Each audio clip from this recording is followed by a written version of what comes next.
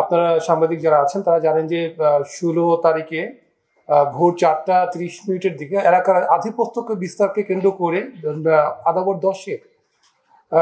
রিপন ওরফে নিপুকে নৃশংসভাবে কুপিয়ে হত্যা করা হয়। এই ঘটনার সাথে যারা জড়িত ছিল তাদের নামে একটি হত্যা মামলা করা হয় এবং তারই ধারাবাহিকতায় আমরা ডিবি তেজগাঁও বিভাগ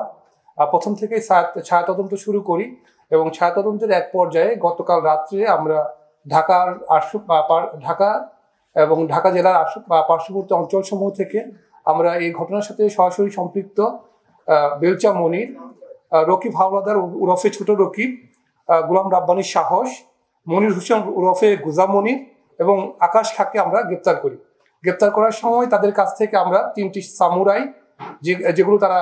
এই হত্যাকাণ্ডের সময় ব্যবহার করেছিল, একটি চাপাতি চাইনিজ চাপাতি যেটিকে বলি, চাইনিজ কুড়াল এবং একটি সুইচ গিয়ার আমরা তাদের কাছ থেকে পেয়ে থাকি। ঘটনার আমরা প্রাথমিক জিজ্ঞাসাবাদে তারা স্বীকার করে যে তারা এলাকার আধিপত্য বিস্তার এবং মাদক ব্যবসাকে কেন্দ্র করে বেসিক্যালি তারা এই রিপনকে হত্যা করেছে। আমাদের কাছে স্বীকার করার পরে তারা আরেকটা জিনিস জানিয়েছে যে তারা বেসিক্যালি যে আমাদের এই আদাবরে বা এই মোহাম্মদপুরে যে কোনো ঘটনা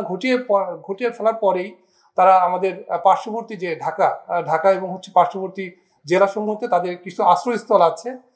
যেগুলো সেফ হাউস হিসেবে তারা ব্যবহার করে এবং সেখানে তারা কয়েকদিন লুকিয়ে থাকে এবং তারপরে যখন পরিস্থিতি আবার ভালো হয় তখন তারা আবার